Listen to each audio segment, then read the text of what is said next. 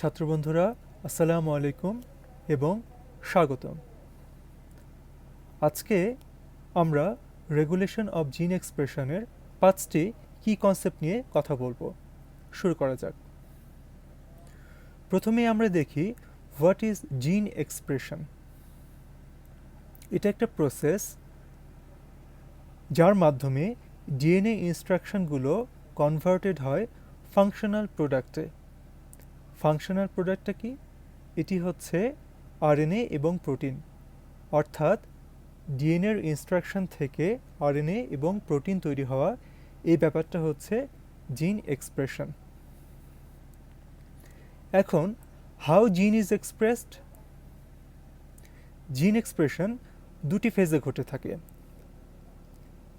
ডিএনএকে template হিসেবে ব্যবহার করে আরএনএ তৈরি হয়, এই প্রসেসকে বলে ট্রান্সক্রিপশন। এবং আরএনএকে রিড করে প্রোটিন তৈরি হয়, এই প্রসেসকে বলে ট্রান্সলেশন। এখন একটু চিন্তা করো তো, সব রকম আরএনএ থেকে কি প্রোটিন তৈরি হয়? উত্তর হচ্ছে না। শুধুমাত্র mRNA is translated into protein. অন্যান্য আরএনএ যেমন ribosomal RNA, transfer RNA, small nuclear RNA এবং অন্যান্য যে আরএনএগুলো আছে সেগুলো থেকে প্রোটিন তৈরি হয় না। এখন জিন এক্সপ্রেশন কিভাবে রেগুলেটেড হয়ে থাকে? জিন এক্সপ্রেশন কয়েকটি ধাপে রেগুলেটেড হয়ে থাকে। যেমন একটি ডিএনএ মলিকুলের ভিতরে অনেকগুলো জিন আছে, আবার এক একটি জিনে আবার কতগুলো এক্সন আছে। এগুলোর সবগুলোই কিন্তু একটি সেলে একই সময়ে ট্রান্সক্রাইবড হচ্ছে না, সেলেক্টিভলি ট্রান্সক্রাইবড হচ্ছে। আবার এখান থেকে যে এমআরএনএ তৈরি হলো সেটিও আবার ডিফারেন্সিয়ালি প্রসেসড হচ্ছে, অর্থাৎ প্রসেসিংয়ের মাধ্যমে ভিন্ন ভিন্ন রকম এমআরএনএ তৈরি হচ্ছে। আবার এই এমআরএনএগুলোরও কিন্তু সবাই ট্রান্সলেটেড হচ্ছে না, সেলেক্টিভলি ট্রান্সলেটেড হচ্ছে। আবার এমআরএনএ থেকে যে প্রোটিনটি তৈরি হচ্ছে সেটিরও আবার বিভিন্ন রকম মডিফিকেশন হচ্ছে, আবার বিভিন্ন রকম প্রোটিন তৈরি হচ্ছে। তাহলে দেখতে পাচ্ছ যে জিন এক্সপ্রেশনটা কতটি ফেজে রেগুলেটেড হয়ে থাকে। এই ছিল জিন এক্সপ্রেশন এবং রেগুলেশন অফ জিন এক্সপ্রেশন সম্পর্কে একটি বেসিক ধারণা। লেটস এক্সপ্লোর দ্য কি কনসেপ্টস। কি কনসেপ্ট 1, প্রমোটার। এখন আমরা দেখব প্রমোটার কিভাবে জিন এক্সপ্রেশনকে রেগুলেট করে। তার আগে প্রমোটার কি জেনে নেওয়া যাক। It is a DNA sequence that define where transcription of a gene by RNA polymerase begins. অর্থাৎ এই ডিএনএ সিকোয়েন্সটি নির্ধারণ করে আরএনএ পলিমারেজ দিয়ে জিনের কোন জায়গা থেকে ট্রান্সক্রিপশনটি শুরু হবে। এই ছবিটিতে আরেকটু পরিষ্কার হবে। দেখো, প্রোমোটার রিজিয়নকে দেখানো হয়েছে যেখানে বাইন্ড করেছে আরএনএ পলিমারেজ এনজাইম, এবং এই প্রোমোটার রিজিয়ন থেকেই ট্রান্সক্রিপশনটি স্টার্ট হয়েছে। তোমাদের বোঝার সুবিধার জন্য ট্রান্সক্রিপশন কোথায় শেষ হচ্ছে এবং ট্রান্সলেশন কোথায় শুরু হচ্ছে এবং শেষ হচ্ছে সেটিও বলছি। ট্রান্সক্রিপশন শেষ হচ্ছে যেখানে স্টপ ফ্ল্যাগটি দেওয়া আছে, এবং দেখো যে জায়গাটুকু ট্রান্সক্রিপ্টেড হয়েছে তার পুরোটি কিন্তু ট্রান্সলেটেড হচ্ছে না। যে জায়গায় স্টার্ট কোডনকে পেয়েছে সে জায়গা থেকে ট্রান্সলেশন শুরু হয়েছে, এবং যে জায়গায় স্টপ কোডন পেয়েছে সেখানে ট্রান্সলেশন শেষ হয়েছে। তাহলে স্টার্ট কোডনের আগের এবং স্টপ কোডনের পরের এই রিজিয়নটা কিন্তু আনট্রান্সলেটেড রিজিয়ন। এখন তোমরা তোমাদের বইয়ের ছবিটির সাথে মিলিয়ে দেখতে পারো, তবে এখানে আমি একটি জিনিস দেখাতে চাই। বেগুনি কালার দিয়ে দেখানো হয়েছে টাটা বক্স। এটি একটি স্পেসিফিক ডিএনএ সিকোয়েন্স যেটি প্রোমোটার রিজিয়নে থাকে। এখন এই প্রোমোটারটি জিন ট্রান্সক্রিপশনের জন্য এত গুরুত্বপূর্ণ কেন? উত্তর হচ্ছে এটি এমন একটি সাইট যেখানে জিন ট্রান্সক্রিপশন ইনিশিয়েট করে, এবং most of the regulatory elements এই রিজিয়নের উপরেই কাজ করে। আচ্ছা, তাহলে প্রোমোটরের আবার রেগুলেটর কারা? এগুলো হচ্ছে enhancer, silencer, transcription factors etcetera. এরা সবাই প্রোমোটরকে রেগুলেট করে। এখন হোয়াট ইজ টাটা বক্স? ছবিতে আমরা দেখেছি, তাই না? এটা হলো একটা কনজার্ভড ডিএনএ সিকোয়েন্স অফ প্রোমোটর, যেখানে আরএনএ পলিমারেজ এনজাইম এবং ট্রান্সক্রিপশন ফ্যাক্টর বাইন্ড করে।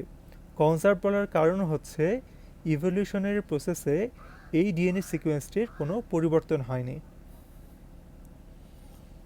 এখন আমরা আসি কি কনসেপ্ট 2-তে। এখানে আমরা দেখব ট্রান্সক্রিপশন ফ্যাক্টর কিভাবে জিন এক্সপ্রেশনকে রেগুলেট করে। প্রথমে ট্রান্সক্রিপশন ফ্যাক্টর কি জেনে নেওয়া যাক। এটা হলো একটা কি প্রোটিন যেটা ইনিশিয়েট করে এবং রেগুলেট করে জিনের ট্রান্সক্রিপশন। ছবিতে আরেকটু পরিষ্কার হওয়া যাবে। এখানে দেখো একটি ডিএনএ দেখানো আছে, যার একটি অংশে দেখো টাটা লেখা আছে। এটি হচ্ছে টাটা বক্স এবং এখানে বাইন্ড করেছে আরএনএ পলিমারেজ এনজাইম এবং ট্রান্সক্রিপশন ফ্যাক্টরস, এবং এরা একটি কমপ্লেক্স তৈরি করেছে। একে বলা হয় ট্রান্সক্রিপশন ফ্যাক্টর প্রোটিন কমপ্লেক্স। আরেকটি বিষয় খেয়াল করো, এখানে আরএনএ পলিমারেজ 2 এনজাইম কেন? তাহলে আরএনএ পলিমারেজ 1 কোথায়? তোমাদের জানার জন্য বলে রাখছি যে রাইবোজোমাল আরএনএ যখন ট্রান্সক্রিপশন ঘটে তখন আরএনএ পলিমারেজ এনজাইম 1 ব্যবহৃত হয়, এমআরএনএর জন্য 2 এবং ট্রান্সফার আরএনএর জন্য 3। বোঝা গেল? এখন একটু বুদ্ধি করে বলো তো যে জিন রেগুলেশনের মোস্ট কমন ফর্মটি কি? এটি হচ্ছে রেগুলেশন অফ ট্রান্সক্রিপশন। আচ্ছা, এখন ট্রান্সক্রিপশন ফ্যাক্টরের ফাংশনটি এক কথায় যদি বলতে চাও তাহলে কি বলবে?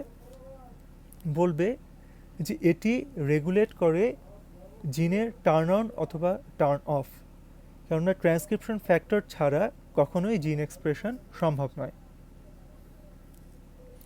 এখন ট্রান্সক্রিপশন ফ্যাক্টর আবার কিভাবে জিনকে অ্যাক্টিভেট করে? এখানে একটি প্রসেস তোমরা জেনেছো যে আরএনএ পলিমারেজ এনজাইম যে টাটা বক্সে বাইন্ড করে, এবং আরও একটি জিনিস জেনে রাখো যে ট্রান্সক্রিপশন ফ্যাক্টর নিউক্লিওজোমকে আনউইন করে, অর্থাৎ খুলে ফেলে, এবং আরএনএ পলিমারেজ এনজাইমকে রিক্রুট করে যেন ট্রান্সক্রিপশন প্রসেসটি ইনিশিয়েটেড হয় এবং কন্টিনিউ হতে থাকে, এবং সে নতুন নিউক্লিওজোম ফর্মেশনকেও প্রিভেন্ট করে যেন ট্রান্সক্রিপশন প্রসেসটি ইন্টারাপ্টেড না হয়। আচ্ছা, ট্রান্সক্রিপশন ফ্যাক্টর কি দুইটি অপোজিট ওয়েতে কাজ করে? হ্যাঁ, ট্রান্সক্রিপশন ফ্যাক্টর দুইভাবে কাজ করে। একই ট্রান্সক্রিপশন ফ্যাক্টর কোনো কোনো জিনের ক্ষেত্রে অ্যাক্টিভেটর হিসেবে, আবার কোনো কোনো জিনের ক্ষেত্রে সাপ্রেসর হিসেবে কাজ করে। এই হয়ে গেল আমাদের দ্বিতীয় কনসেপ্ট। এখন আমরা শুরু করব তৃতীয় কনসেপ্ট। এখানে আমরা দেখব ইনহ্যান্সার কিভাবে জিন এক্সপ্রেশনকে রেগুলেট করে। ইনহ্যান্সার হলো একটা রেগুলেটরি ডিএনএ সিকোয়েন্স যেটা ট্রান্সক্রিপশন ফ্যাক্টরের সাথে বাইন্ড করে এবং ট্রান্সক্রিপশনকে ইনহ্যান্স করে। সে যে জিনের সাথে অ্যাসোসিয়েটেড আছে সেই জিনের ট্রান্সক্রিপশনকে ইনহ্যান্স করে। ছবিতে আরেকটু পরিষ্কার দেখা যাবে। তোমরা দেখো একটি লাল লাইন দিয়ে যে জায়গাটি দেখানো হয়েছে ডিএনএর এই সিকোয়েন্সটিকে বলে ইনহ্যান্সার। প্রোমোটর দেখো আছে অনেক দূরে। ইনহ্যান্সার প্রোমোটরের যে কাছেই থাকতে হবে এমন কোনো কথা নেই, এটি দূরেও থাকতে পারে। আবার দেখো এনহ্যান্সারটি আছে শুরুর দিকে, এটি পরের দিকেও থাকতে পারে। শুরুর দিকে থাকলে একে বলা হয় আপস্ট্রিম, পেছনের দিকে থাকলে একে বলা হয় ডাউনস্ট্রিম।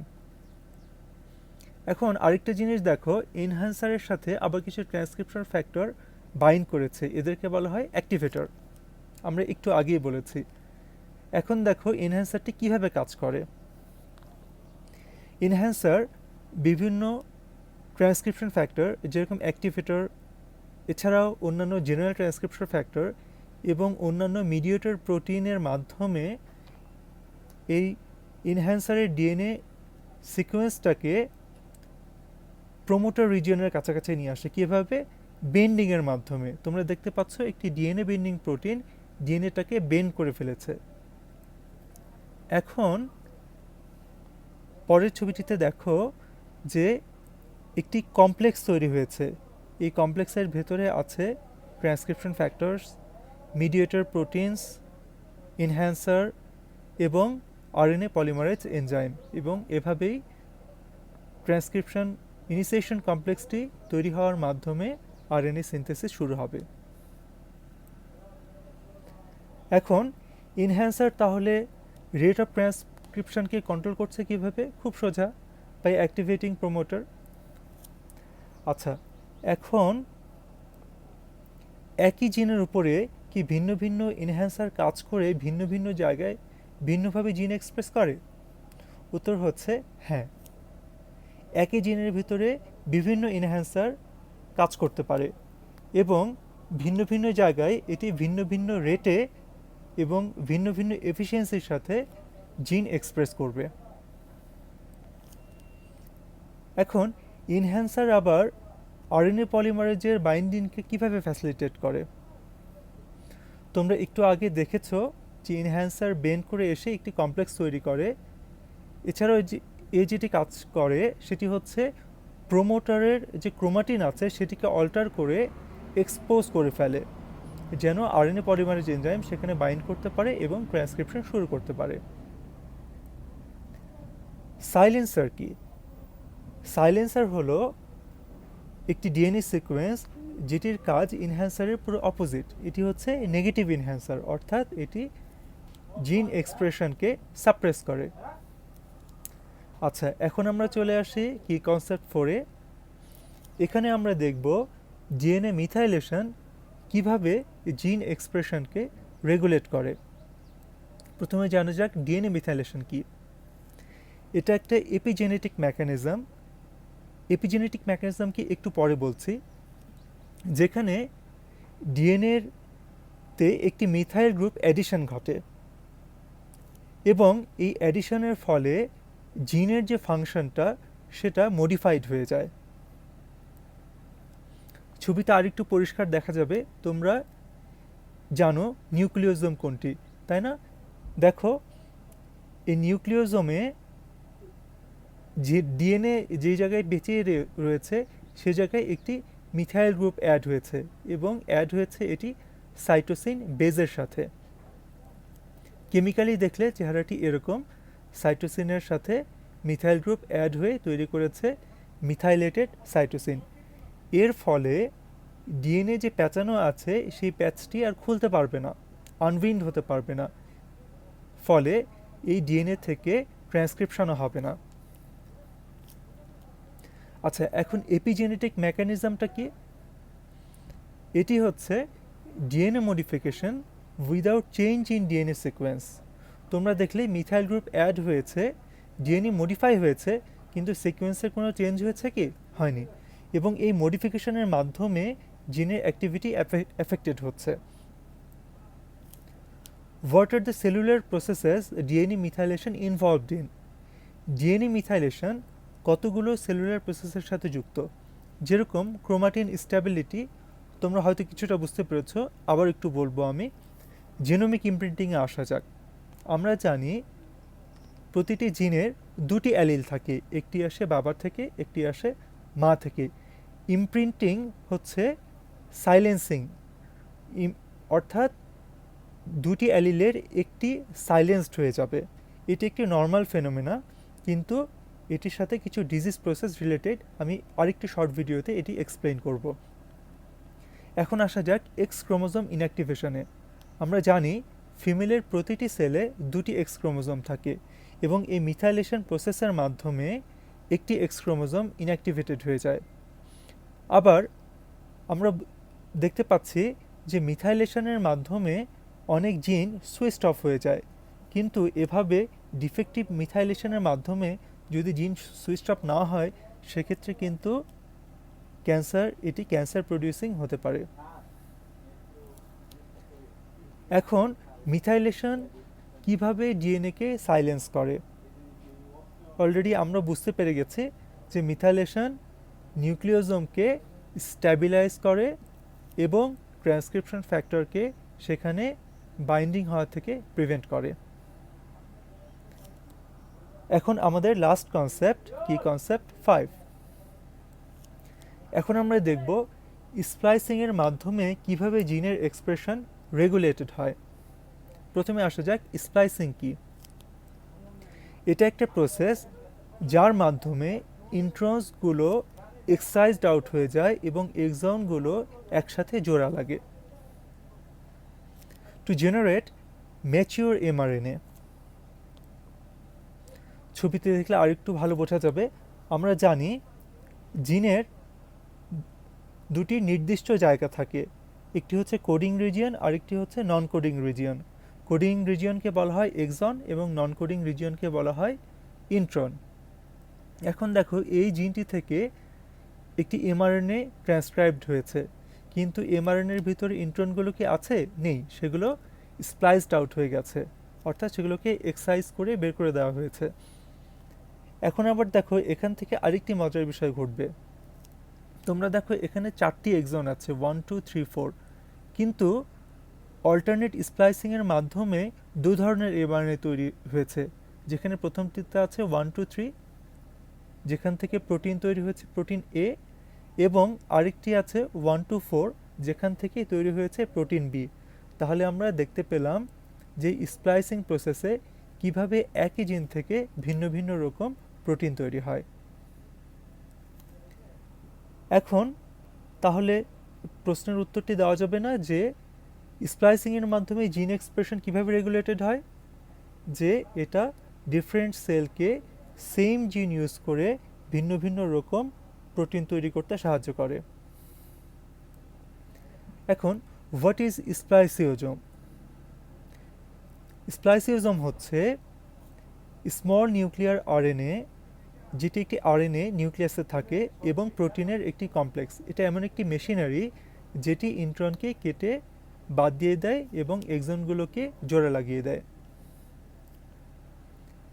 এখন স্প্লাইসিং আইসোফর্মস কি? এই যে স্প্লাইসিংয়ের মাধ্যমে সেম জিন থেকে বিভিন্ন রকম প্রোটিন তৈরি হলো, তারা পরস্পরের আইসোফর্মস। এতক্ষণ আমরা রেগুলেশন অফ জিন এক্সপ্রেশনের 5টি কি কনসেপ্ট সম্পর্কে জানলাম। আশা করি তোমরা বুঝতে পেরেছ। তবে একটি জিনিস তোমাদের মনে রাখতে হবে, এই যে আমরা প্রোমোটার, ইনহ্যান্সার, সাইলেন্সার, এই ডিএনএ সিকোয়েন্সগুলোর কথা বলছি যেগুলো জিন এক্সপ্রেশনকে রেগুলেট করে, এগুলোর মিউটেশন এবং ডিলিশন কিন্তু অনেক ডিজিজ প্রসেসের সাথে রিলেটেড। তেমনিভাবে স্প্লাইসিং এবং ডিএনএ মিথাইলেশন, এই মেকানিজমগুলো যদি ডিফেক্টেড হয়ে থাকে সেগুলো তাহলেও মানুষের শরীরে বিভিন্ন রকম ডিজিজ হতে পারে। এই বলে আজকের ভিডিওটি শেষ করছি। পরবর্তী ভিডিওতে থাকবে জিনোমিক ইমপ্রিন্টিং। তোমাদের সবাইকে দেখার আমন্ত্রণ রইল। সবাইকে অসংখ্য ধন্যবাদ।